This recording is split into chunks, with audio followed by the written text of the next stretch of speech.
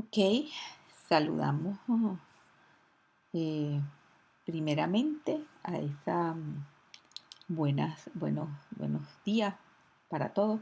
Saludamos a la hermosa congregación, a la Quejilá de Mérida, de donde he sido invitada por mi primo Leonardo, este, para hoy compartir eh, los conocimientos según la Torá de la santidad.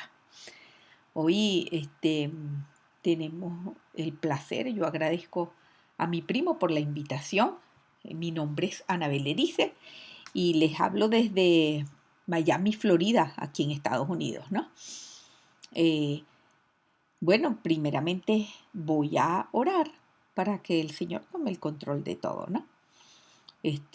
Gracias, Padre, te damos por este día. Señor, ya tú desde el comienzo habías establecido esta hora y este día para compartir de tu palabra, Señor, para reunirnos con esta hermosa y floreciente congregación con la Quejilá de Mérida. Señor, te damos gracias, Señor, por tener el privilegio de estar aquí con ellos. Damos gracias por la vida de cada una de las personas que hoy está sentado frente a este medio de comunicación.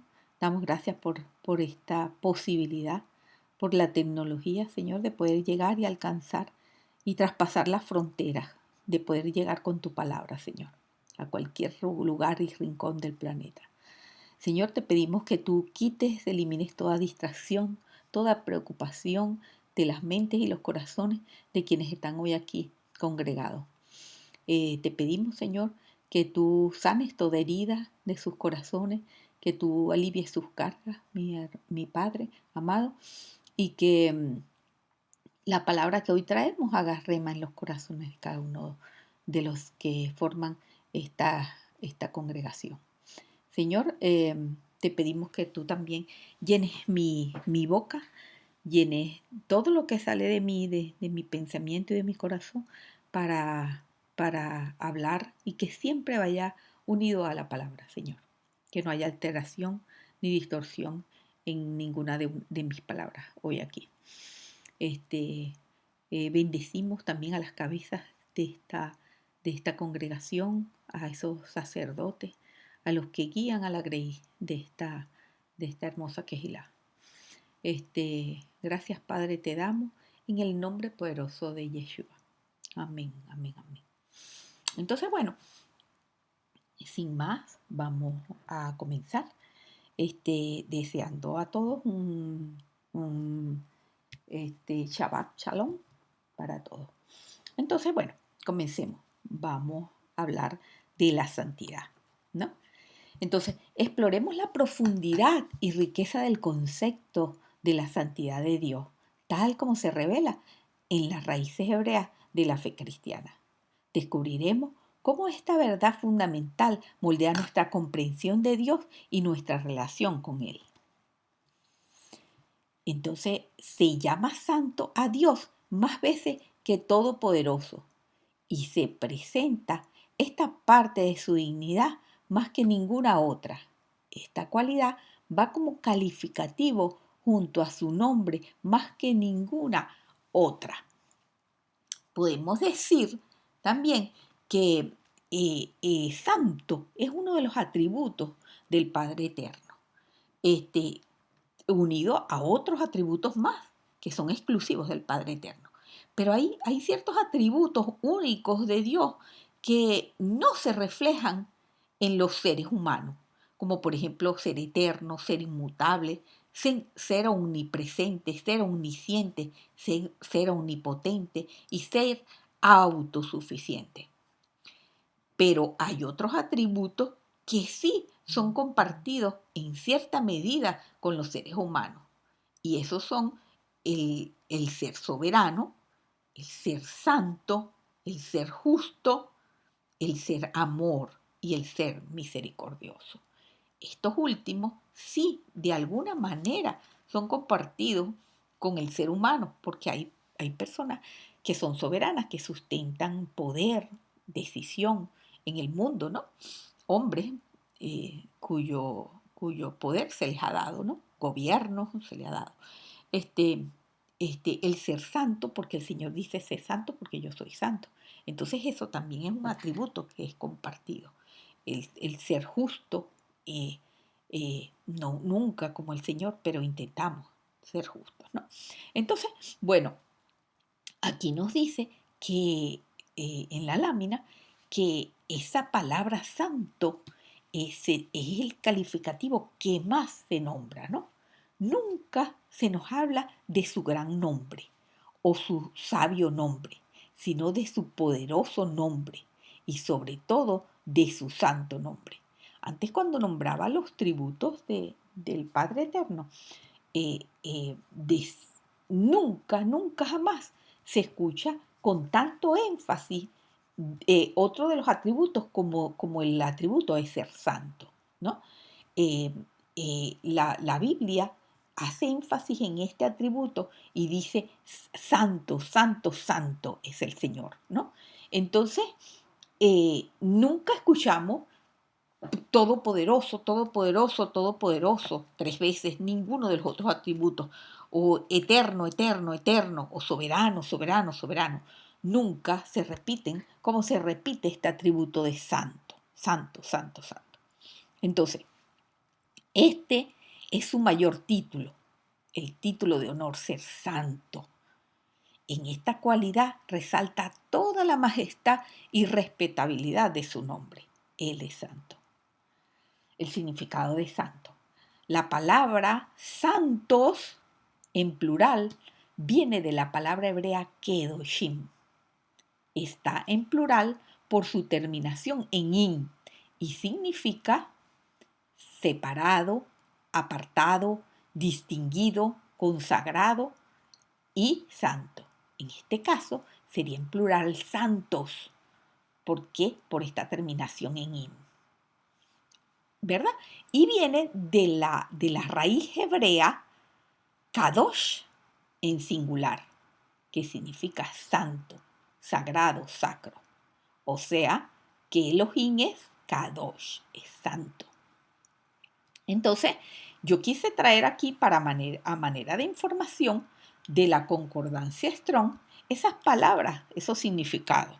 El significado de Kodesh, que es lugar o cosa sagrada, santidad, dedicada de cosa, de lugar sagrado, de santidad, santificar, lugar santísimo, cosa, día, lugar santo, santuario. Entonces, eh, eh, también puse la raíz, que es Kadosh, que es sagrado, Dios por su eminencia, ángel, santo, santuario, consagrado, dedicado. Yo en sí destaqué las que más se ajustan para este estudio, que son santo, santidad. Esas palabras, ¿no? Porque siempre en todos los significados hebreos hay muchos conceptos, pero no todos se aplican a lo que en un determinado momento quiere decir la palabra que se está estudiando. Entonces, bueno, avanzamos. En la terminología actual, o sea, hoy en día, la santidad se ha convertido en una categoría ética o moral. Éticamente o moralmente, si tú eres moralmente bueno, si eres justo, si eres correcto, o moralmente o eres ético en lo que haces, en tus funciones, en tus ocupaciones, ¿no? Eso es hoy en día. A eso, cuando hablamos de santidad, pensamos en eso. Ay, aquel es un inmoral, aquel no es santo para nada, ¿no? En eso es que pensamos. Aquellos que actúan más santos que tú, por ejemplo, se comportan como si fueran moralmente superiores a los demás. Sin embargo, esta comprensión de la santidad de hoy en día, en términos de moralidad, es un cambio moderno de la antigua definición hebrea. O sea, ¿qué quiere decir? Que la antigua definición hebrea no es exactamente de moralidad, de ser perfecto, de tener ética. No, antiguamente no era visto así. Pues ya vimos el concepto. Era más bien estar separado, estar apartado, ser distinguido, ¿no? En lugar de expresar ética o moralidad, el significado bíblico de santo o kadosh es apartar o separar o distinguir, como dijimos antes. Los conceptos similares a esto es puro, en hebreo taor, e impuro, que es tamé. También estos han sufrido una moralización moderna. O sea, se han unido a lo que es ética, moral, estos términos también, puro, impuro.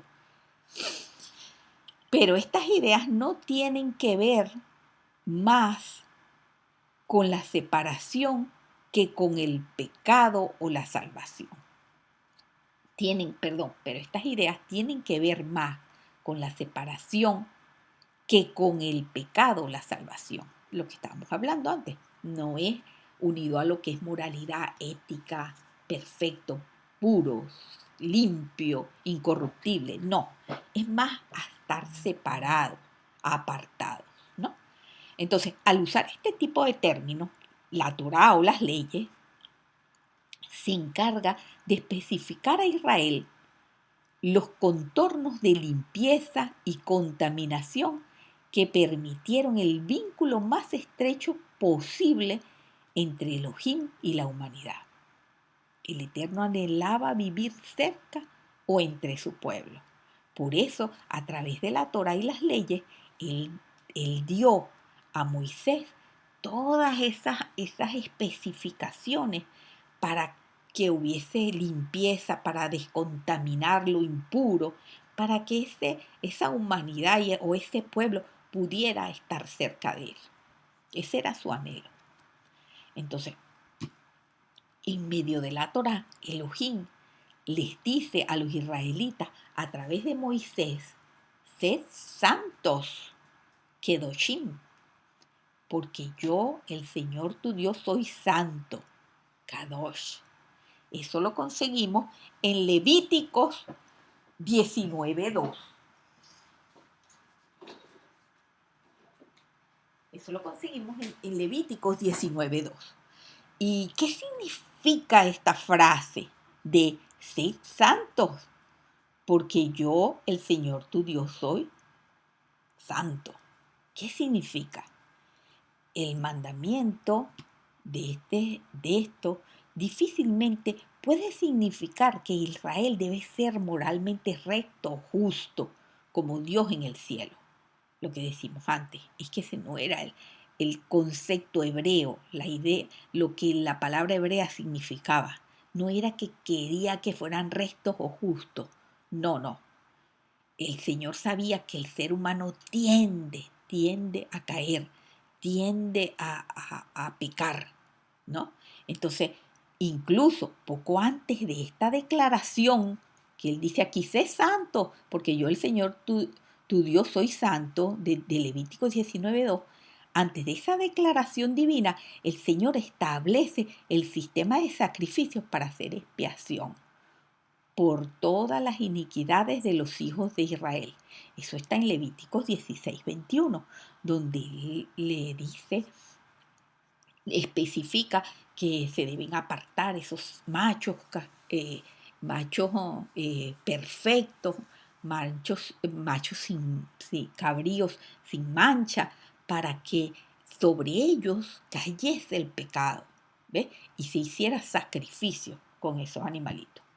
Entonces, si el Señor había ya un momento antes establecido cómo iban a hacer esa expiación de los pecados, entonces Él no podía imaginar que nosotros íbamos a ser moralmente rectos, justos, o el pueblo en sí, el pueblo de Israel en aquel momento.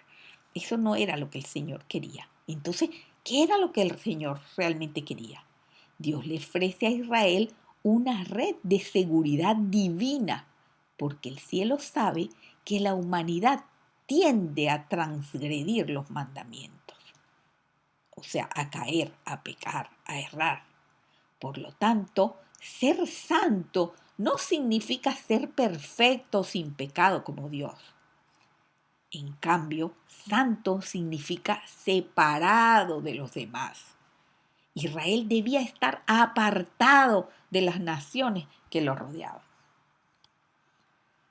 Las palabras que siguen, el llamado de Dios a la santidad, son instrucciones para entender cómo funcionaba la noción de estar separado o la noción de separación en el antiguo Israel. Se le dice a Moisés que informe al pueblo: mis días de reposo, Shabbat, guardarán. Yo soy el Señor su Dios. No se vuelvan a los ídolos ni hagan para ustedes dioses de fundición. O sea, por favor, aléjense de la idolatría, estaba diciendo el Señor. Yo soy el Señor su Dios. Eso estaba está en Levíticos 19, del 3 al 4.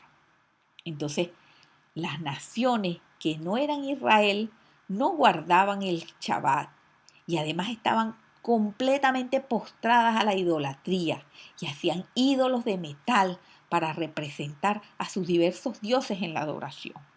Entonces, ¿qué iba a distinguir y a separar al pueblo de Israel del resto de las naciones del mundo? El guardar el Shabbat, que era el día que Dios había santificado para el pueblo, para que no trabajara, sino que compartiera ese día con la palabra, con Él, ¿verdad? Y el no adorar a otros dioses o ídolos. Eso iba a distinguir inicialmente al pueblo de Israel. Entonces, por lo tanto, observar el Shabbat y abstenerse de hacer ídolos ayudaría a distinguir, recordamos que era separado, apartado, distinguido. Ayudaría a distinguir, la gente los reconocería. Aquel no es como nosotros, aquel es diferente, está apartado, aquel es distinguido. A Israel de sus vecinos nacionales. Serían un pueblo santo para el Señor su Dios y solo para ese Dios. De hecho, la innovación del Shabbat es en sí misma un guiño a la santidad, ya que Dios bendijo el séptimo día y lo santificó en la creación desde el Génesis 2:3. Es decir, el Shabbat, ese día, el séptimo día, es separado de los otros 6 días de la semana. Y eso hacía y hace una diferencia del pueblo de Dios con el resto de las naciones. Entonces, ¿a qué se refiere la santidad de Elohim? Comprender la separación, comprender la separación del Dios de Israel también puede ayudar a aclarar lo que la Biblia quiere decir con santo.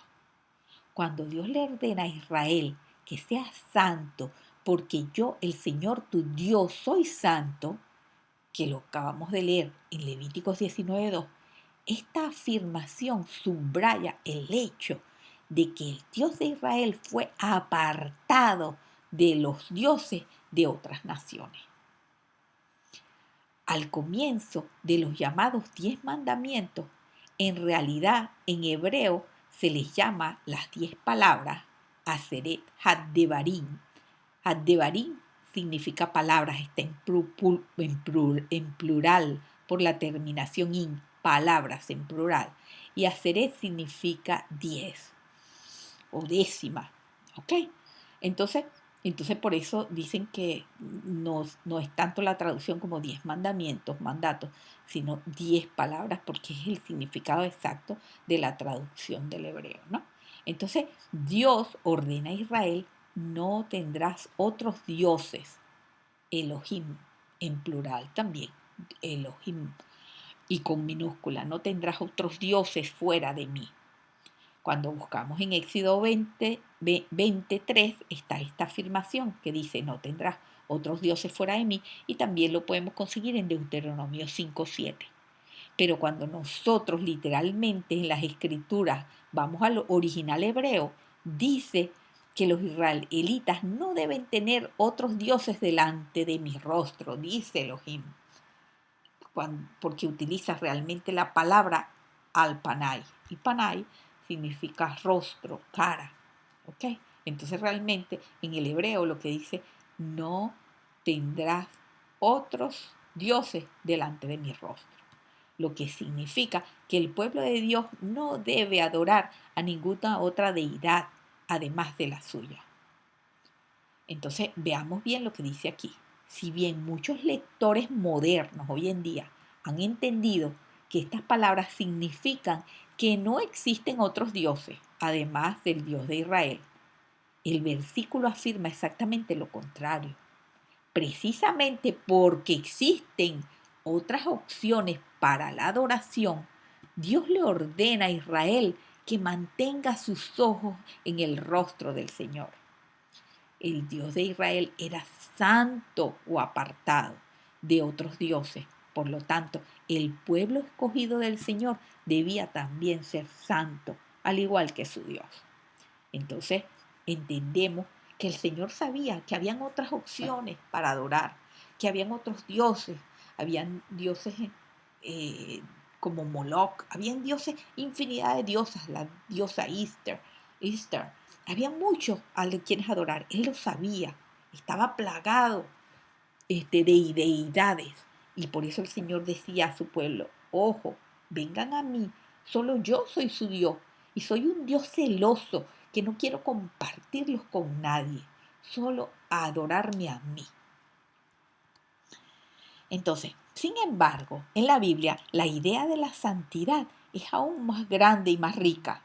Lo que ésta describe en realidad es cómo Elohim es la fuerza creativa detrás de todo el universo.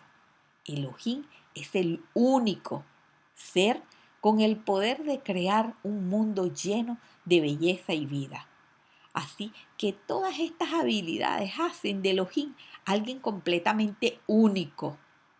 Eso podría ser también un significado de la palabra santo, ser único, santo, en cuanto al Padre Eterno se refiere. Pues Él es único. Saben que la traducción de único, uno, unido, es ejad también. Significa, lo busqué en el diccionario Strong y se los traje a manera de información para sustentar lo que decimos, ¿no? Ejad o único significa eso, unido, uno, primero, uno, común. También significa único o uno, es lo mismo. Subrayé igualmente en rojo las que en este caso se ajustan. Entonces, el Padre Eterno es único, es Ejad. Entonces, el sol, vamos a ver una bonita metáfora para entender lo que es la dimensión de esa santidad del Padre Eterno, ¿no? Entonces, vamos a utilizar el sol como metáfora de santidad. Una forma útil de pensar en la santidad de Elohim es usar el sol como metáfora. El sol es único, como decíamos antes, así como Elohim. El sol es único, por lo menos en nuestro sistema solar. Y es realmente poderoso. Es la fuente de toda la hermosa vida de nuestro planeta. Pudieras decir que el sol es santo. Y pudieras llevar aún más lejos esa metáfora y decir que toda el área alrededor del sol también es santa, porque entre más te acercas al sol se vuelve más intenso. Así que ese mismo poder de bondad que genera toda esta vida, porque el sol genera toda esta vida, sin el sol no habría vida. Entonces, así que ese mismo poder de bondad que genera toda esta vida también es peligroso. Me refiero a que el sol, si te acercas demasiado, te aniquila, te quema, te derrite. Y de la misma forma existe una paradoja en el centro mismo de la santidad de Elohim. Porque si eres impuro, su presencia es peligrosa para ti. Y no porque sea mala, sino porque es demasiado buena y no acepta estar cerca de lo impuro, no lo soporta, no lo puede permitir. Entonces, como ante la presencia de Él se acerque algo impuro, será aniquilado, será destruido. Entonces, vamos a ver cómo comienzan las primeras manifestaciones en ese libro santo, en la Biblia, sobre todo en el Antiguo Testamento. Vamos a ver cómo comienzan esas primeras manifestaciones de la santidad del Padre, ¿no? Entonces, la primera vez que vemos esta paradoja de la santidad de Adonai es en la historia de Moisés y la zarza ardiente. Es aquí donde el Padre Eterno le dice a Moisés que se quite sus sandalias porque está parado en tierra santa. Moisés cubrió su rostro con temor y Adonai le dice, no te acerques más. Eso lo vemos en Éxodo 3, del 2 al 5. Vamos a leerlo para que veamos exactamente cómo fue ese relato. Y se le apareció el ángel de Jehová en una llama de fuego en medio de una zarza. Y él miró y vio que la zarza ardía en fuego y la zarza no se consumía. Entonces Moisés dijo, iré yo ahora y veré esta gran visión. ¿Por qué causa la zarza no se quema?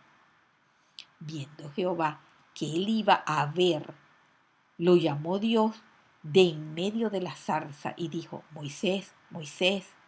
Y él respondió, heme aquí. Y dijo, no te acerques, quita tu calzado de tus pies, porque el lugar en que tú estás, tierra santa es. Entonces, esa es como que la primera manifestación de ese poder, al igual que el sol, que es tan incandescente y tan poderoso, que si Moisés se acercaba hubiera sido consumido. Y el Padre lo sabía. Entonces le dice, detente, detente, no te acerques. Entonces, de hecho, la intensidad de la santidad de Elohim se explora en las historias desde que fue instalado el tabernáculo de Israel en Mont Sinaí, que era templo santo, donde habitaba la presencia santa de Elohim. En el centro de este lugar estaba una habitación llamada lugar santísimo. Es el punto de acceso donde estaba la presencia de Elohim, contenida en el arca del pacto. Y ya sea que fueras un israelita viviendo en la tierra alrededor del templo o un sacerdote trabajando dentro del templo, igual estabas cerca de la presencia de Elohim, lo cual era peligroso, por lo que dijimos. Es tan pura su, su, su, su fuerza, su, su destello que podía matar, ¿no? Entonces aquí vemos el lugar santísimo, aquí estaba el arca que contenía la presencia del Padre Eterno, ¿no? Entonces, sigamos. Ritualmente puros. Eh, ¿Cómo? Pero ¿cómo se supone que esto funcionaba? Bueno, en la Biblia la solución es que tienes que purificarte para poder accesar a esos lugares, porque tenías que estar lo que se llama ritualmente puro para poder accesar este lugar santísimo, este lugar santo, este, que solamente podían entrar ciertas y determinadas personas nombradas por el Padre Eterno, ¿no? Como Aarón, sus hijos, y después los levitas, ¿no? Entonces, ¿cómo se supone que esto funcionaba? El estar ritualmente puros. Bueno, en la Biblia la solución es que tienes que purificarte. La Biblia pasa mucho tiempo hablando sobre esta clase de pureza. El ser ritualmente puro, este es un estado en el que te separabas de cualquier cosa relacionada con la muerte de animales o personas, o tocar cosas como la piel enferma, con lepra, o incluso algunos fluidos corporales, el flujo de sangre. en muchos pasajes bíblicos, nos dábamos cuenta que las personas enfermas de lepras tenían que ser expulsadas, alejadas de, de sus familias, de la comunidad, y vivían apartados, en lugares apartados, ¿no? Eran considerados impuros, al igual que las personas que tenían fluidos corporales como flujo de sangre, y lo vemos en la historia del mismo Yeshua, que cura a una mujer con flujo de sangre. Estas personas eran apartadas también, eran como desterrados de sus familias, de la comunidad. Y también sabemos que aquellos no podían, que querían guardar santidad, no podían tocar ni muertos, ni personas muertas, ni animales muertos, ¿no? Eso también lo vemos en la vida de Sansón, que era un nazareo, era una persona apartada para el servicio del Señor, ¿no? Y no podía tocar ni comer ciertas cosas. Eso era estar ritualmente puros, ¿no? Entonces, todas estas cosas que hacían impuro y hacerte ritualmente impuro no era necesariamente pecaminoso. Lo que es pecaminoso es entrar en la presencia de Elohim cuando estás en un estado impuro. Entonces, a eso se refería el Padre Eterno cuando dio muchas de estas leyes para que pudieras estar limpio y poder entrar en su presencia, porque si no, morías. Entonces, pues, esta es la razón por la que Elohim le dio a los israelitas instrucciones precisas, muy claras, para aprender a purificarse, para que pudieran entrar al templo sin ser muertos a causa de su santidad. De eso se trata el libro del Levítico. Obviamente, también se establecen lo que hablamos antes, es el sacrificio de animalitos puros y perfectos para que sobre ellos recayera el pecado de aquellos hombres, ¿no? Y guardar todo este tipo de cosas, guardarse lo más puros, limpios posibles, ¿no? Entonces, pretendo más adelante, en esta exposición de ideas, volver a este momento donde el Eterno da instrucciones precisas a Moisés de cómo sería esta purificación.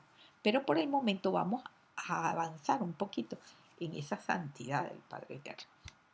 Más sin embargo, las muestras del poder de la santidad de nuestro Dios siguen mostrándose en los relatos sagrados del Tanaj. Esto no acaba en el tabernáculo sagrado. Seguiremos avanzando en la historia por aproximadamente unos 600 años.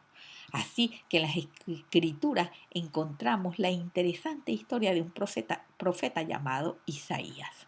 Y vamos a ver qué pasa con Isaías, que refleja en una visión la santidad del Señor. Entonces, Isaías tiene una extraña visión en la que se encuentra en el templo y está justo en la presencia de Elohim. Él está aterrado. Él conoce las reglas. Imagínate, no las iba a conocer si las habían sido dadas desde Moisés. Ya pasaron 600 años y no había ningún israelita que no conociera las reglas. Pero en esa visión, él está aterrado. Él conoce las reglas. Él no debería estar allí. Él tiene miedo de ser destruido. Y luego allí están dos extrañas criaturas llamadas serafines, cada uno con 6 alas. 2 de ellas cubrían su rostro, 2 cubrían sus pies y con 2 volaban, clamando entre sí: Santo, Santo, Santo es el Señor de los ejércitos. Entonces, si nos paramos un poquito aquí y pensamos, ¿por qué esos serafines cubrían sus rostros con 2 de sus 6 alas? ¿No sería porque ellos tampoco, aunque sean criaturas del cielo, pueden soportar esa santidad del Señor? Que tienen que cubrir su rostro, así como Moisés lo subía cuando subía al monte Sinaí. Entonces, es una cuestión de observar, ¿no? Luego, uno de estos serafines vuela. Estamos parafraseando lo que la Biblia dice, ¿no? Acerca de esta visión de Isaías, lo estamos parafraseando para no leer todo el texto. Luego, uno de estos serafines vuela con un carbón encendido,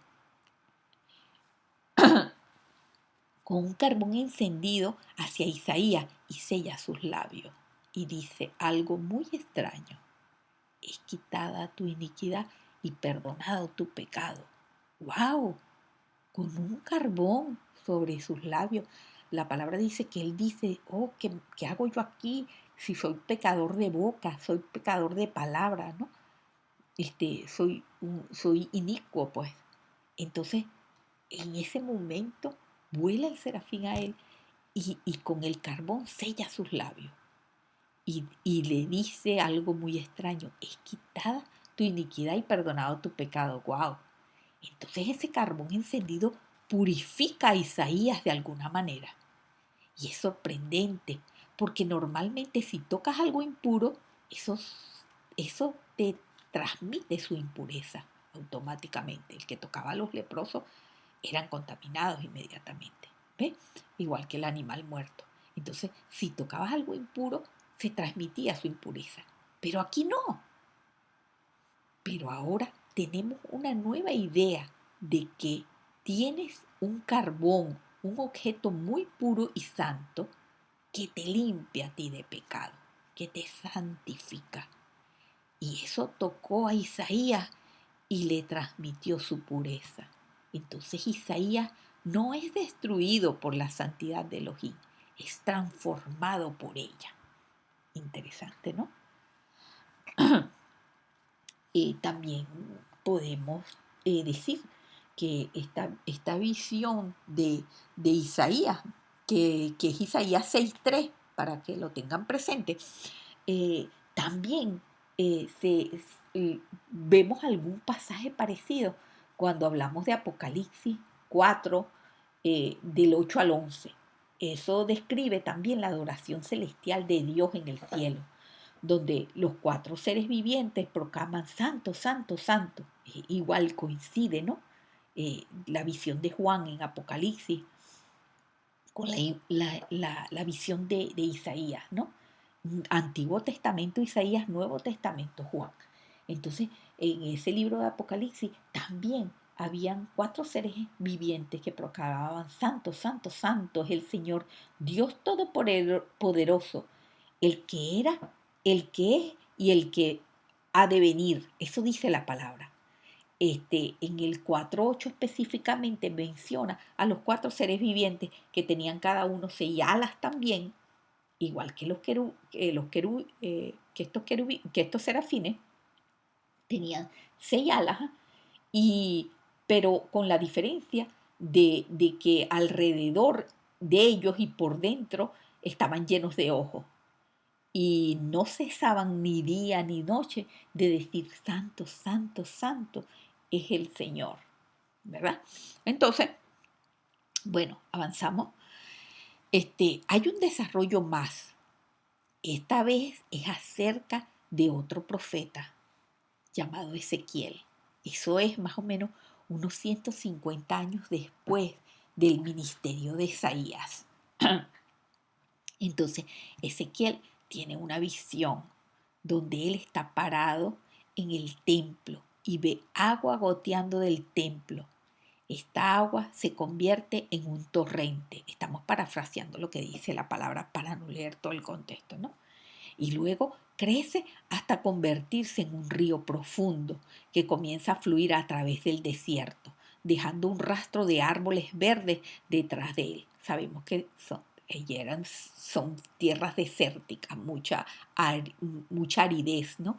Mucha resequedad donde no florece nada.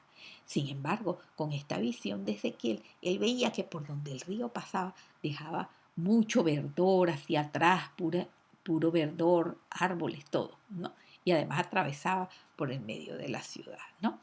Entonces, este torrente de agua desemboca en el mar muerto. Eso es lo que veis Ezequiel en su visión, ¿no? Haciendo todo fresco, dándole vida a todo por donde pasa. Así que en lugar de purificarse primero y luego entrar al templo, aquí la santidad de Elohim sale del templo y purifica las cosas dándole vida. Miren, siempre la ley era purifícate antes de entrar al templo, pero aquí la santidad del Padre Eterno sale y purifica todo. Esa es la visión de Ezequiel, que donde ese río de agua viva pasaba, todo lo santificaba, todo lo purificaba. Entonces, ¿pero qué significa todo esto? ¿Qué significa esa visión de Ezequiel? 150 años después de Isaías aproximadamente. Estos eran dos profetas mayores del Antiguo Testamento. Vamos a ver qué significa todo esto. El significado no lo sabemos hasta que conocemos a Yeshua. Yeshua dice que Él es el cumplimiento de todas estas visiones antiguas, pero de forma sorprendentemente nueva. Así que Yeshua iba de un lado a otro tocando a personas que eran impuras, personas con enfermedades en la piel, leprosos, una mujer con sangrado crónico o gente muerta. Y cuando él las tocaba, su impureza debería haberse transferido a él. Pero en lugar de eso, la pureza de Yeshua se transmite a ellos y sana sus cuerpos enfermos. Yeshua es como ese carbón santo en la visión de Isaías. Yeshua dijo que él era la encarnación humana de la misma santidad de Elohim y que él y sus seguidores eran ahora el templo de Elohim. Así que a través de ello la presencia santa de Elohim puede salir hacia el mundo y traer vida, sanidad y esperanza. Así que esta es la razón por la que Yeshua dijo que de sus seguidores correrían ríos de agua viva. Entonces Yeshua encarna las dos visiones. Encarna la visión de Isaías, que cuando aquel carbón encendido, aquel fuego tocaba, sanaba, santificaba, sellaba en la iniquidad de Isaías. Pero también representa la visión de Ezequiel, que fuera del templo, saliendo, paseando por las calles de la ciudad, por todas partes donde él tocaba a los enfermos y todo lo que tocaba florecía, todo fructificaba, todo sanaba y todo era restaurado. Entonces, él era ese corriente de agua viva que iba transitando por los caminos y la ciudad. Entonces, interesante, ¿no? La visión de, de, de esos dos grandes profetas, Isaías y Ezequiel. Entonces, esta que acabamos de ver es la parte de la Biblia donde nosotros nos encontramos ahora, donde como seguidores de Yeshua debería correr en nosotros río de agua viva, porque él lo dijo, mis seguidores, a los que me sigan, por dentro de ellos, aquí lo dice, ¿no? Correrán ríos de agua viva. Entonces dice que de sus seguidores correrían ríos de agua viva, dice Yeshua. Entonces, aquí, en este momento, nos encontramos nosotros como seguidores de Yeshua. Entonces, debería correr en nosotros ríos de agua viva. Pero vamos a hacernos una pregunta. ¿Pero realmente estamos nosotros viviendo apartados para Cristo o en santidad, como para que de nosotros corran esos ríos de agua viva y la gente lo pueda ver o sentir? ¿Realmente eres tú realmente sal y luz de esta tierra? Valdría la pena preguntárnoslo. ¿Somos esos ríos de agua viva? Ahora bien, ¿a dónde se dirige todo esto? Las últimas páginas de la Biblia terminan con una última visión de la santidad de Elohim. Esta vez es en la visión del apóstol Juan, plasmada en el libro Apocalipsis, específicamente en el capítulo 22. Sabemos que el libro de Apocalipsis tiene 22 capítulos, o sea, en el último capítulo se encuentra esta visión de Juan plasmada, ¿no? En esta visión vemos al mundo entero completamente renovado. La tierra entera se ha convertido en el templo de Elohim y el río de Ezequiel está allí, fluyendo claro y resplandeciente como el cristal. Desde el trono del Padre Eterno y del Cordero fluye ese río e inunda toda la creación, quitando toda la impureza y dando vida a todas las cosas.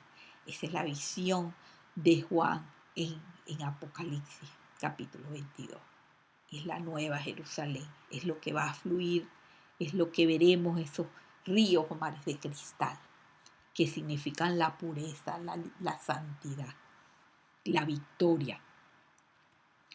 Entonces, Elohim, vamos a volver ahora atrás, vamos a volver, como les dije, quería volver específicamente, ya van a ver por qué, yo quería volver otra vez a ese tiempo en que el Señor estaba dando esas instrucciones para que fueran santos, para que estuvieran apartados, para que pudiera Él estar cerca del Padre, el Padre cerca del pueblo, de la humanidad.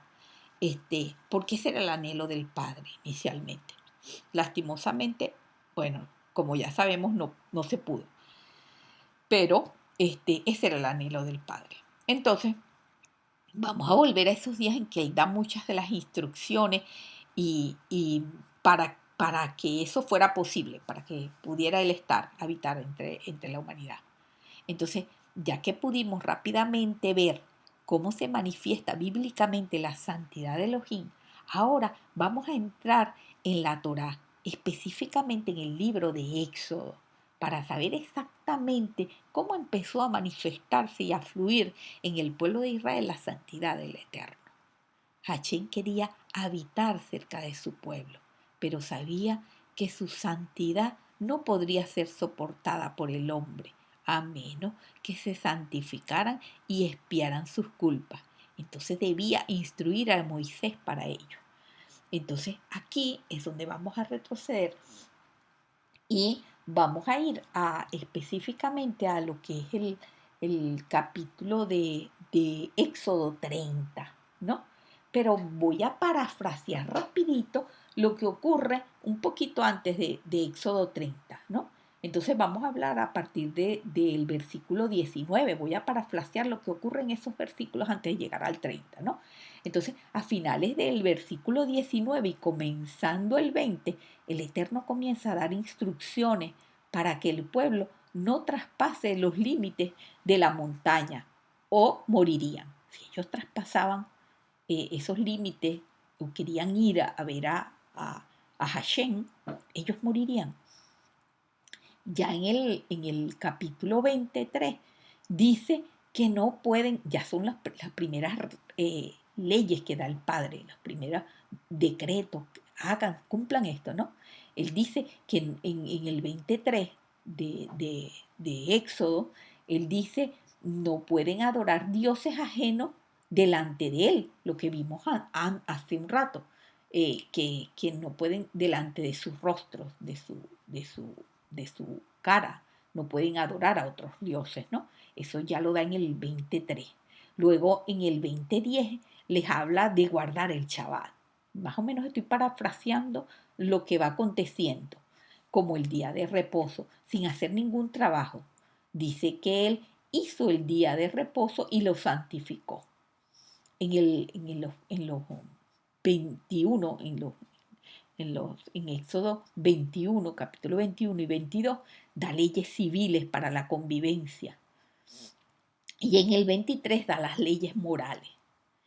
En el 25 manda recoger oro, telas, pieles, madera, etcétera, para la elaboración del traje sacerdotal, todo lo que es con respecto a eso, lo que era el efod, el pectoral, etc. Así que también mandas recoger la madera y el oro para realizar el arca del pacto con detalles específicos como los dos querubines, que también aparecen esos querubines del arca tapando su rostro con las alas, ¿no?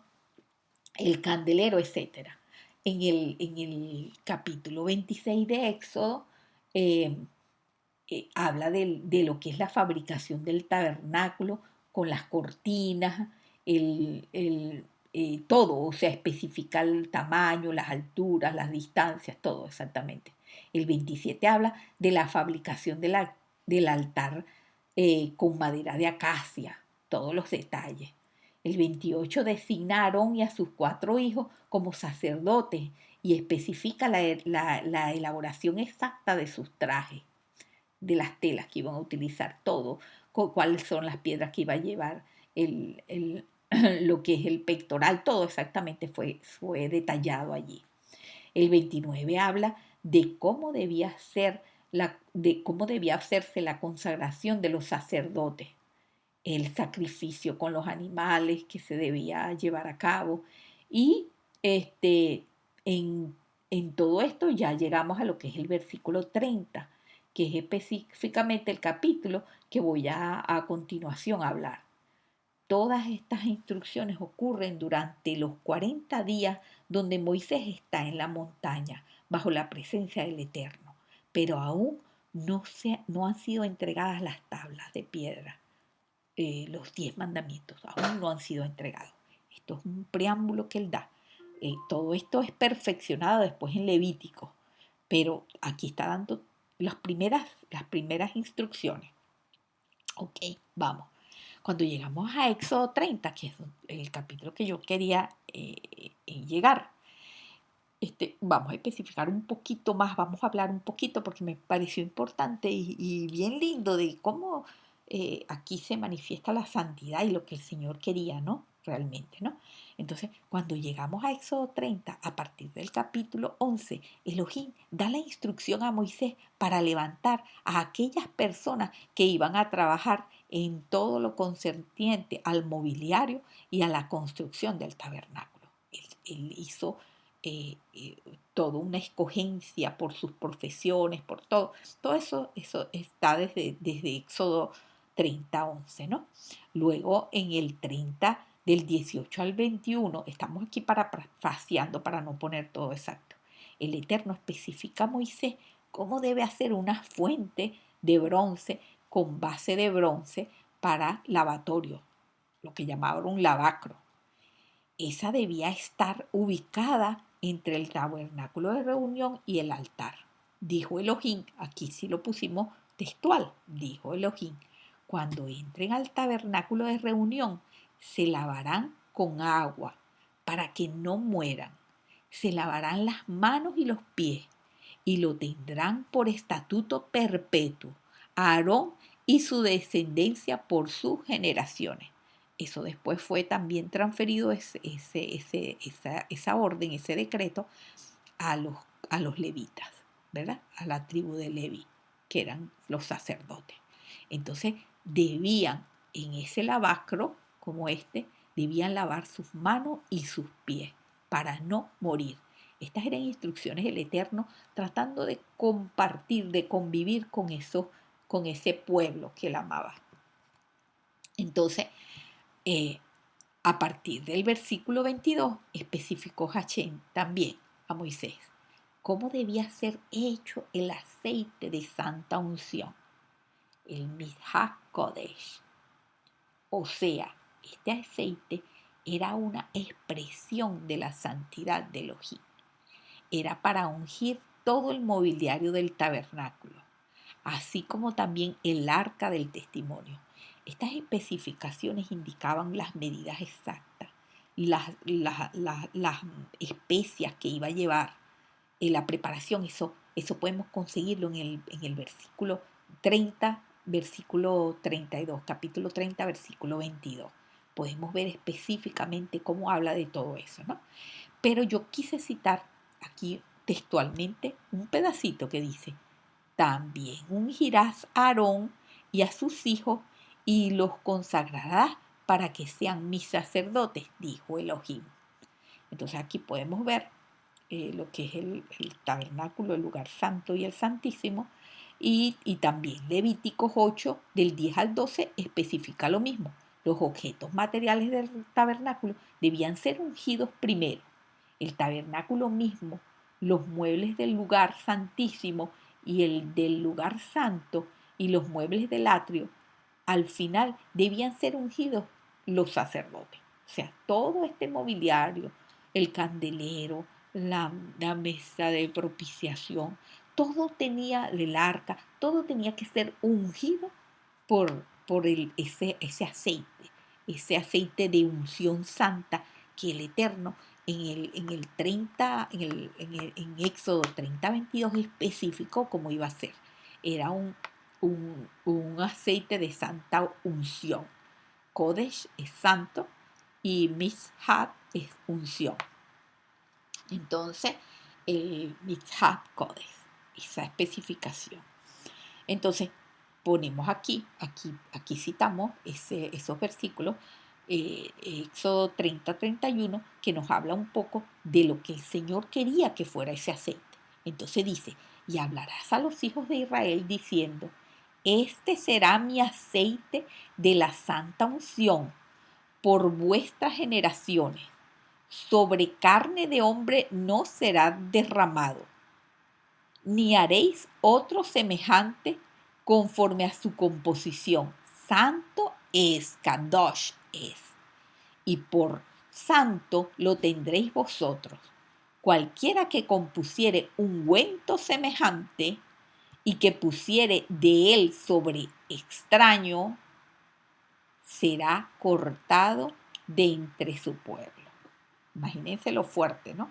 Este aceite de unción era específico, dice que no podía ungir sobre carne de hombre, solamente sobre los levitas, porque esa era la orden, solamente sobre los sacerdotes, en este caso primario, solamente Aarón y sus hijos, ¿ve?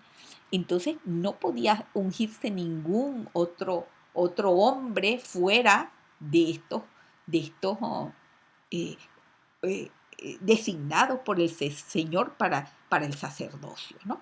Entonces, imagínese lo que dice, y el que pusiere en él sobre extraño, o sea, el que se lo ponga a otra persona o se lo dé a un extraño, será cortado de entre su pueblo. Quise traer estos versículos textuales sin parafrasearlos, como hice con los anteriores que no fueron textuales, porque es importante que se vea que el Padre Eterno especificó claramente que ese era un aceite santo, Kadosh, para unción de todo lo que tenía que ver con el tabernáculo. Esto no podía ser derramado sobre ningún hombre fuera de los designados para estar dentro del tabernáculo, o sea, solo para los que ejercían el sacerdocio. Además, quien reprodujera ese aceite sería cortado de entre su pueblo.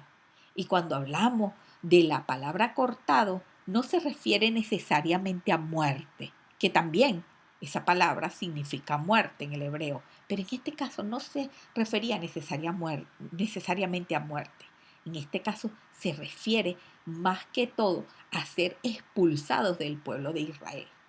O sea, ellos dejarían de ser un israelita y pasarían a ser un gentil. Es más bien así como una muerte civil, ¿verdad? Entonces, yo a manera de ¿cómo dice? De ampliar el conocimiento, traje la escritura en el hebreo. Y me fui a ese Éxodo 30:33 y traje la escritura desde el hebreo para que veamos que esa palabra es como a manera de información, para enriquecer la información.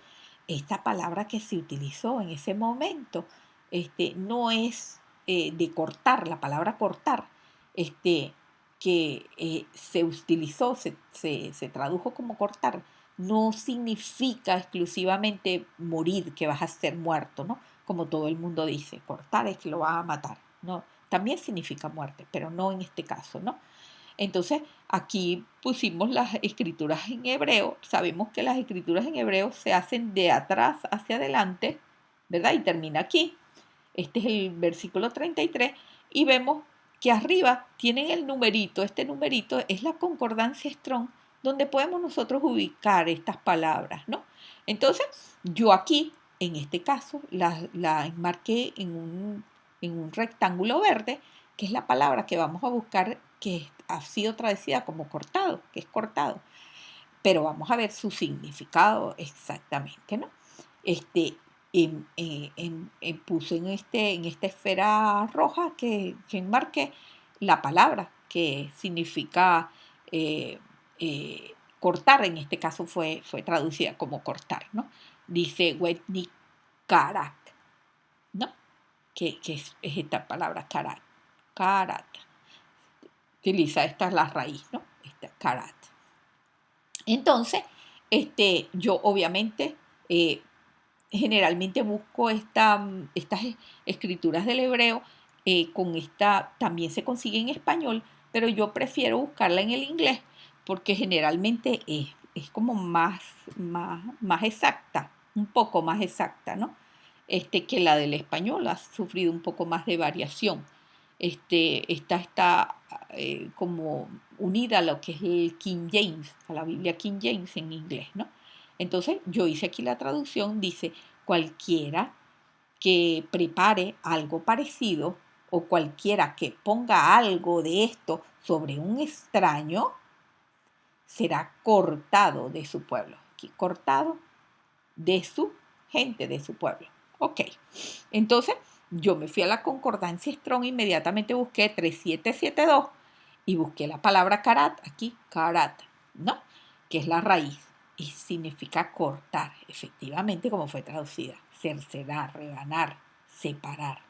Yo puse en rojo las que me parecían más al tema, ¿no? Destruir o consumir.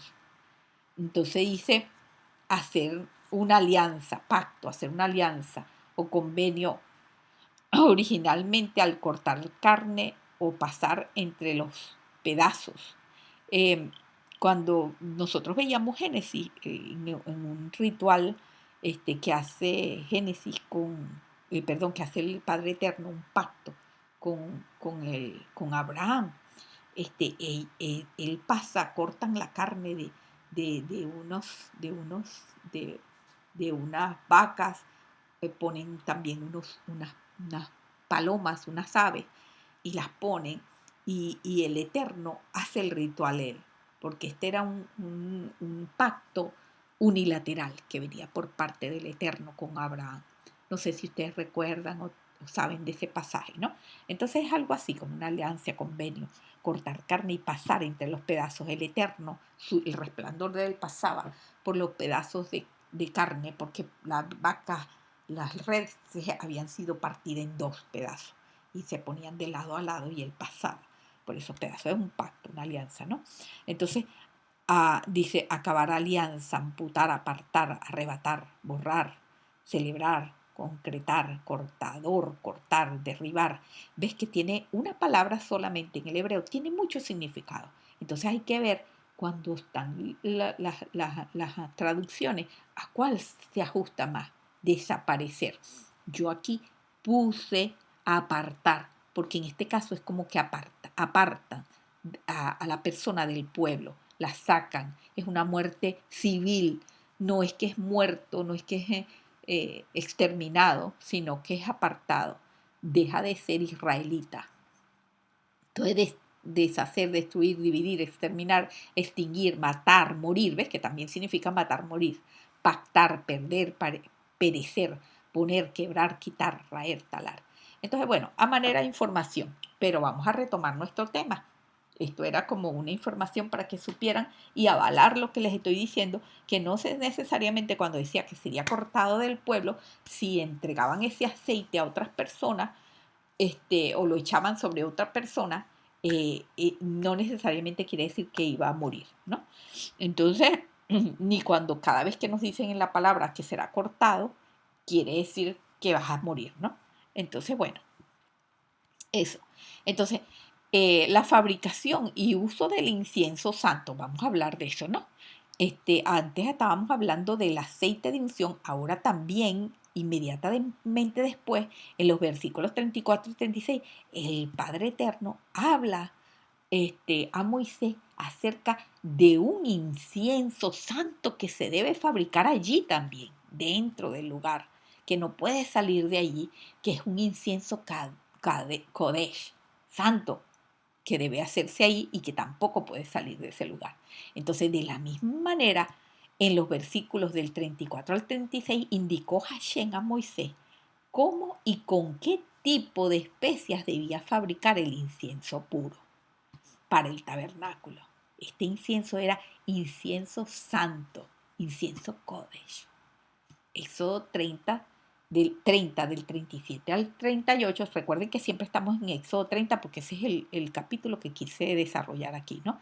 Dice, como este incienso, ya no estamos hablando del aceite de unción, sino el incienso, como este incienso que harás, no os haréis otro ningún su composición, o sea, ninguno parecido a esta composición haréis ningún incienso. Te será cosa sagrada para Jehová. Cualquiera que hiciere otro como este para olerlo, será cortado de entre su pueblo. Nuevamente, será expulsado del pueblo. Muerte civil, no existe para nosotros. ¿Ok? De igual manera, vemos aquí que el incienso era santificado y de uso exclusivo solamente para el tabernáculo. Aquí las leyes sobre la santidad que había que tener en el tabernáculo estaban dadas por el Eterno. No era posible cometer errores, señores, no era posible, porque un error les costaría la vida. Ya lo había dicho aquí, el aceite no puede salir, tienen que lavarse las manos, tienen que lavarse los pies, no pueden quemar incienso diferente. Entonces les costaría la vida, como ocurrió con los hijos de Aarón, con Nadab y Abiú, que entraron borrachos y tal vez en su borrachera ni lavaron sus pies y manos. Tal vez entraron. Además, dice la palabra que entraron con fuegos extraños, o sea, con inciensos extraños, que no estaban santificados. No era el incienso Kodesh que el Señor había dicho que tenía que ser. Y qué pena, señores, qué pena, cayeron muertos, fulminados por el fuego que salió de la presencia de Hachén, cuya santidad los quemó, los consumió en un segundo, pues su presencia derrite lo impuro. ¿Qué tal? Qué fuerte, ¿no? Su presencia derrite lo impuro. Acabó en un segundo con la vida de estos dos sacerdotes, de Nadab y Abiú, hijos de Aarón. ¿Y qué hizo Aarón? No pudo hacer nada, no pudo ni siquiera quejarse, porque eran ya las leyes establecidas que fueron quebrantadas. Guerra avisada no mata soldados, no podía hacer nada. ¿Entiendes? El Señor lo estaba expresando y quebraron la ley. Entonces, cuando vemos estas cosas, decimos, a veces en la Biblia, y no entendemos bien el trasfondo, decimos, wow, pero nuestro Dios es severo, es muy fuerte, wow, no perdona nada.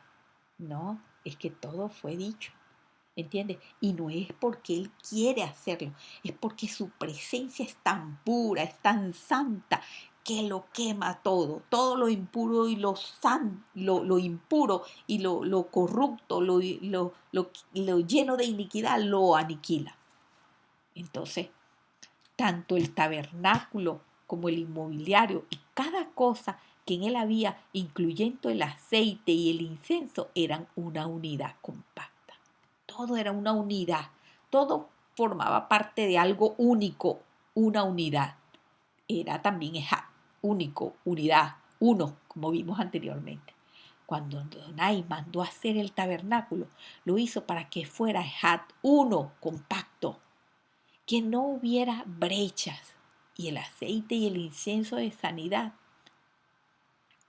perdón, y este aceite y este incienso de santidad no podían ser sacados fuera, porque estarías descompletando la unidad del tabernáculo. estarías rompiendo la unidad. Imagínense que llegaras con un aceite impuro, hecho quién sabe por quién, por qué manos, por qué persona.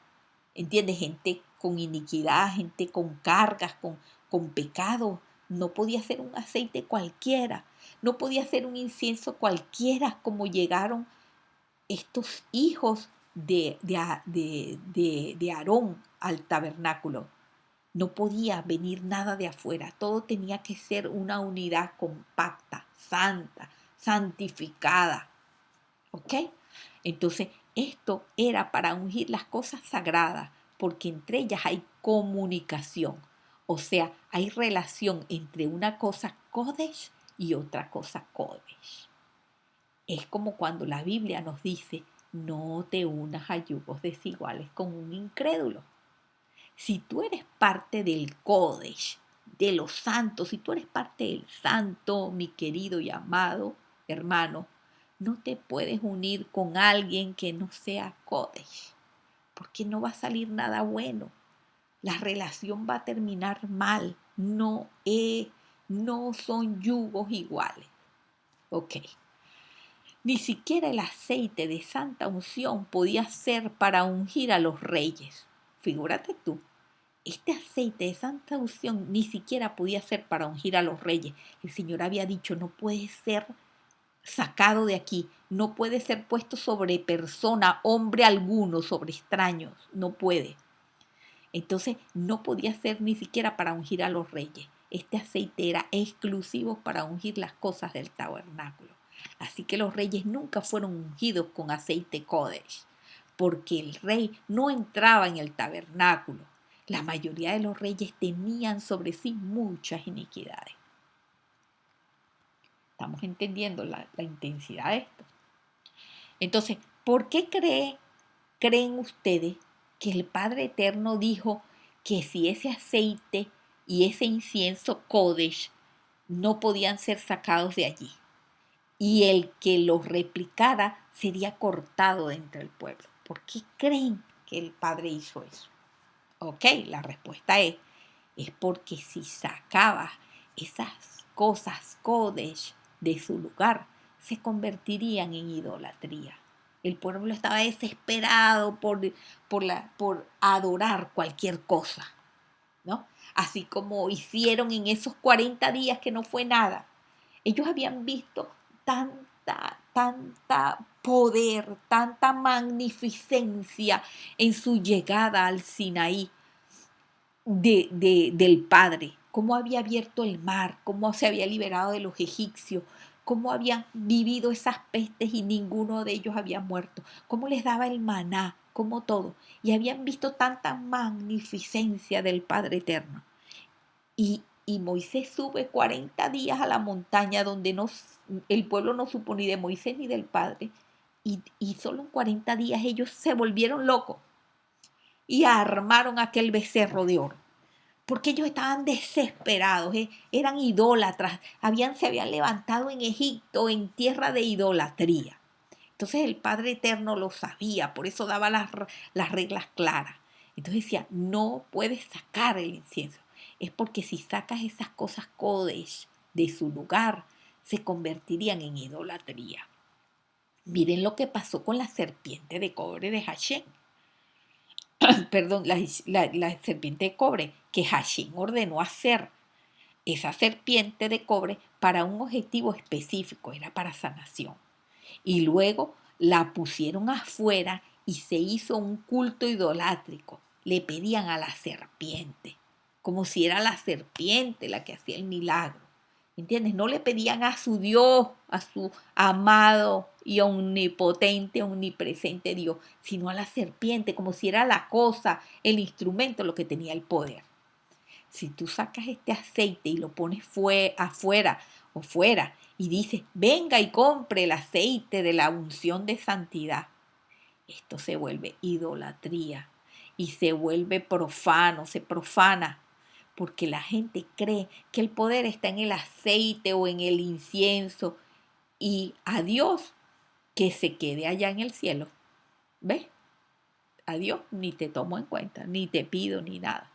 ¿Entiendes? porque creen que es el instrumento, que es el vehículo, que es el objeto lo que tiene poder y no el Padre eterno, el que del cual emana todo, ¿entiendes? El cual emana la vida, es que nosotros despertamos cada día por el poder de Él, ¿entiendes? Entonces, mucha gente dice, tengo trabajo, me va bien, gano bien, pero no te acuerdas que puedes trabajar y tienes las fuerzas de trabajar y de ganar porque el Señor lo permite, porque Él es el que te da la vida y las fuerzas para hacerlo, ¿entiendes? Entonces, es el poder de Dios todo, no son los objetos, no son las cosas. Entonces, entendemos hoy que entendemos hoy qué representa el incienso. Hoy en día ya no hay incienso, ni aceite santo de unción, ni tabernáculo de reunión. Después de la venida, muerte y resurrección de Mashiach, el velo del templo se rasgó, el altar de sacrificio se acabó. Yeshua fue el último cordero inmolado, el último sacrificio. Su sangre nos compró para salvación y el templo mismo fue destruido. Pero todo esto no implica que no tengamos que ser santos y apartados. Tenemos que estar apartados para Hashem. Tú tienes que convertir toda esta enseñanza a los días de hoy. ¿Y cómo podríamos hacer esto? Comencemos por preguntarnos, ¿qué indica el incienso? ¿Qué indica el incienso? Y Apocalipsis 5:8 dice, y cuando hubo tomado el libro, los 4 seres vivientes y los 24 ancianos se postraron delante del Cordero. Todos tenían arpas y copas de oro llenas de incienso, que son las oraciones de los santos. Entonces, ¿qué significa? ¿Qué representa el incienso? Las oraciones de los santos, las oraciones tuyas, hermano, la oración mía. Eso representa el incienso.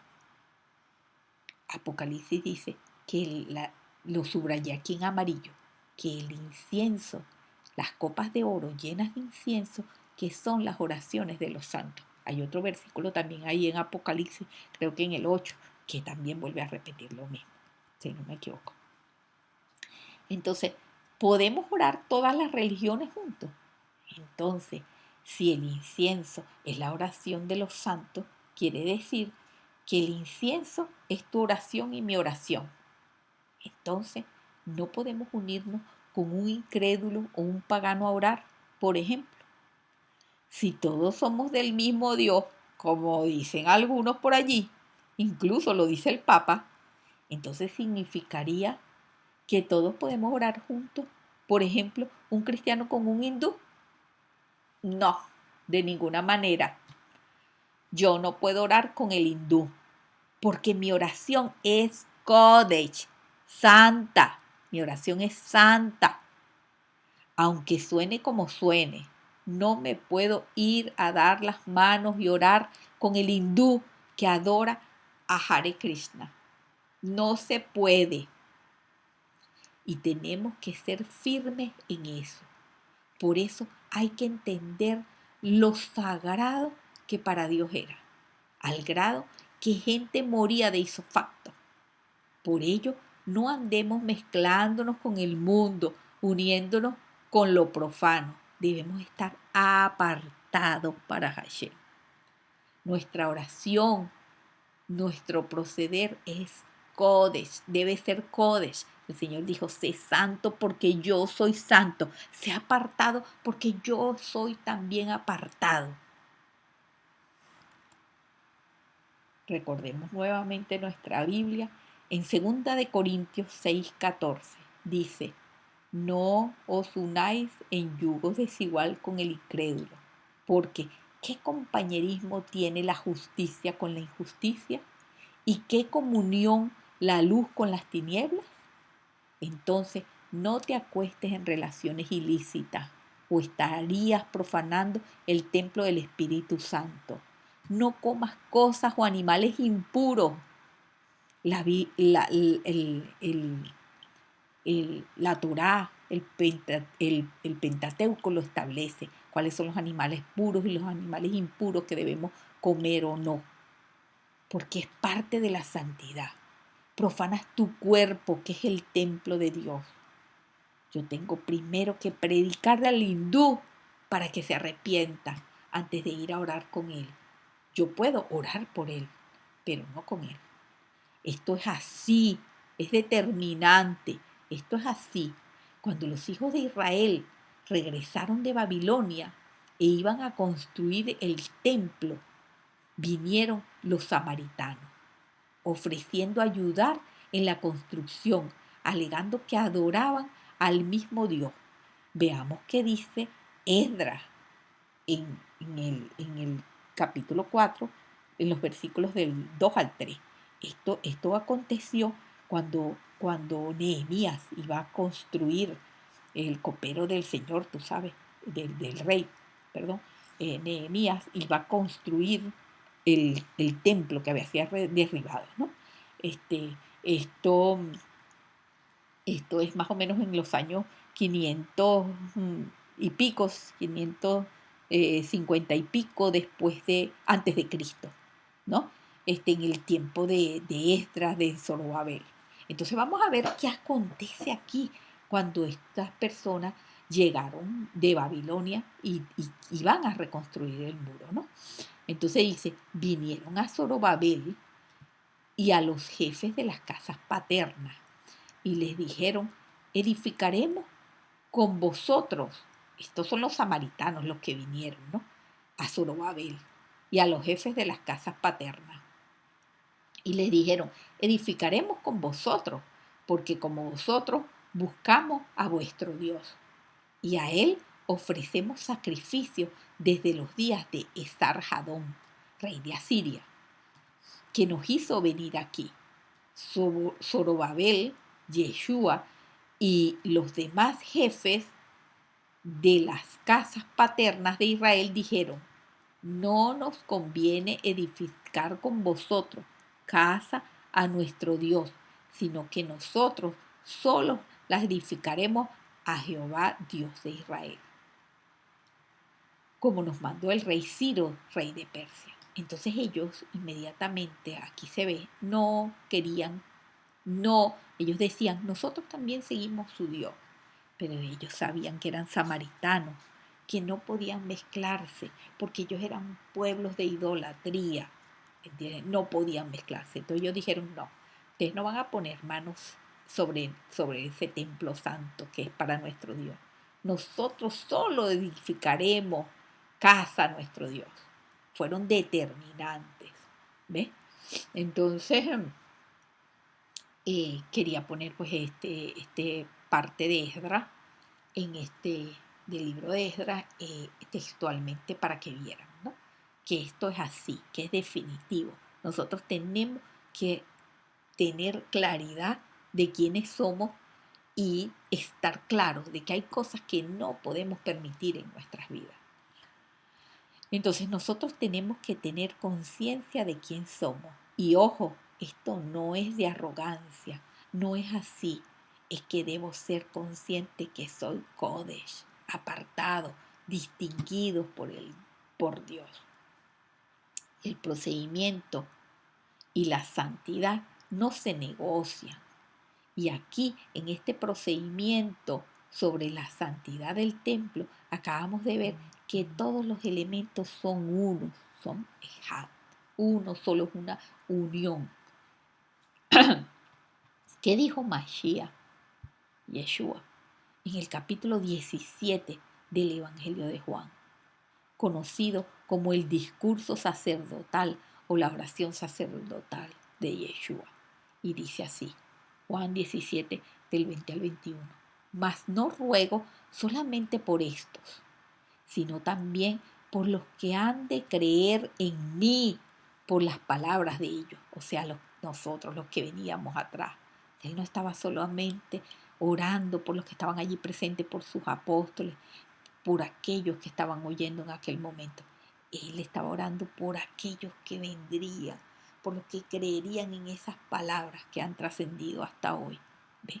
Entonces, más no ruego solamente por esto, sino también por los que han de creer en mí por la palabra de ellos, para que todos sean uno, Ejad, uno, para que todos sean uno, como tú, oh Padre, en mí y yo en ti, uno.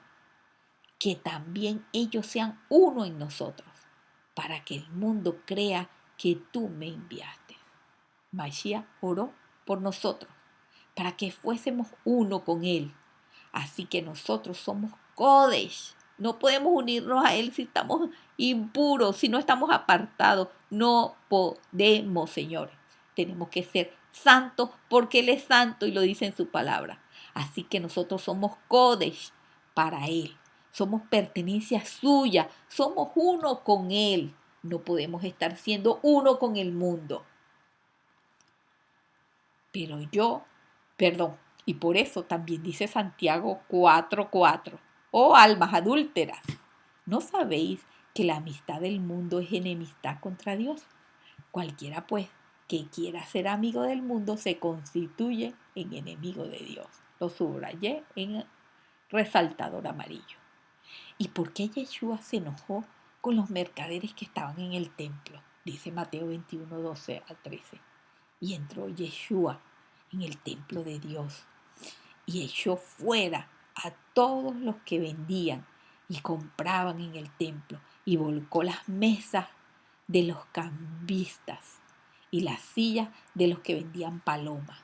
Y les dijo, escrito está, mi casa, casa de oración será llamada, mas vosotros la habéis hecho cueva de ladrones. Él estaba enojado porque no se pueden mezclar las cosas impuras con lo puro. No pueden, señores, no pueden, no tienen cabida. Hecho por el mismo Yeshua y dicho por el mismo Yeshua. Yeshua se enoja porque estaban profanando la casa del Señor, que era Kodesh, que era santa, era templo santo. Esto debería ser santo, Kodesh. Y lo que había era una cueva de ladrones mercadeando en el templo. Hay un día hoy en día también muchas iglesias están haciendo mercadería de la fe. El apóstol Pedro lo denunció en 2 de Pedro 2:3. Perdón, 2:3. Y dice el versículo 3, y por avaricia harán mercadería de vosotros con palabras fingidas. Sobre los tales, ya de largo tiempo, la condenación no se tarda y su perdición no se duerme. También la palabra dice que la paga del pecado es muerte. Aquí dice, la condenación no se tarda y su perdición no se duerme. O sea, ellos pagarán por esa mercadería de la fe que están haciendo muchas iglesias, hermanos, muchas iglesias. Entonces, esto ha sido todo por hoy. Gracias por su atención. Gracias a todos. Espero que haya quedado claro. De todas formas, ahí está. Habrá muchas personas hoy en la congregación que puedan aclarar cualquier cosa. Si tienen alguna pregunta, mi primo Leonardo también estará allí para contestarle. Yo doy gracias a mi primo por la invitación. Fue un honor el haberme tomado en cuenta. Estamos a la orden. Me hubiera gustado hablar más de lo que es nuestra como hombres que debemos guardar acerca de los mandamientos, enfocarme en lo que es la parashá número 30, que es los mandamientos del Señor llevados a lo que es la santidad, ¿no? Porque ese es el principio, y tener convicción de pecado para poder lograr santidad. Pero bueno, no podía extenderme, creo que ya fue bastante largo. Mi primo me dijo 45 minutos o una hora máximo, pero no sé cómo quedó el tiempo. Quiero orar antes de despedirme, entonces, y bueno, quedo de ustedes, los bendecimos. Padre amado, te damos gracias, Padre, te damos gracias por este tiempo, por este compartir, porque disfrutamos, Señor, aprendiendo de tu palabra, aprendiendo de tu esencia, Padre, aprendiendo de lo que tú quieres y esperas de nosotros, de esas leyes que están contenidas en la Torá y que la iglesia cristiana ha querido abolir, pensando que ya no tienen valor, que ya no tienen efecto, que no importa. Te damos gracias, Padre, porque tú nos demuestras cada vez que entramos un poquito en profundidad de tu palabra, que hay tesoros allí escondidos, que todavía nos están siendo revelados cada día. Es palabra viva que nos habla cada día. Te damos gracias, Señor, por la vida de cada uno de los que está aquí. Señor, sana sus cuerpos, sana sus pensamientos, sana cada raíz de amargura que pueda haber en ellos, cada dolor. Sánalo, Señor, restaura sus vidas, Señor. Te pedimos por los matrimonios, te pedimos por los jóvenes que se levantan, por los niños que están creciendo, que son el futuro de esta quejilá. Te pedimos, Padre, por aquellos sacerdotes. Bendice la vida de ellos, Señor. Bendícelos y, eh, renueva todo lo que tengas que renovar. Te pedimos, Señor, que apartes de nosotros todo lo que no edifica, todo lo que no es santo, todo lo que no es bueno. Queremos estar apartados para ti, Señor. Queremos vivir conforme a lo que tú quieres, Señor. Queremos servirte, Señor. Queremos ser, eso es que por nosotros fluyan esos ríos de agua viva que dice la palabra, Señor, que decía el mismo Yeshua, que de sus seguidores correrían ríos de agua viva. Queremos que corran en nosotros, Señor, y que sirvan para bendecir y para ser este modelo de ti como seguidores, Señor, para impactar al mundo, para aquellos que nos ven puedan decir, Él es diferente, ella es diferente, son diferentes, yo quiero algo de eso, quiero ser diferente también. Eso es lo que buscamos ser, verdaderamente esa luz del mundo, esa sal, Señor, de la tierra, eso queremos ser. Te pedimos, Padre, que, que tú bendigas a todos aquellos que están ahora reunidos, que van ahora a sus casas, que van a sus hogares, que tú los lleves con bien, Señor. Pedimos que pongas ángeles a su alrededor en el nombre poderoso de Yeshua. Bendecimos. Amén, amén, amén. Los queremos mucho. Estamos aquí a la orden desde Miami, Florida. Y bueno, los amamos en Cristo. Besos y bendiciones.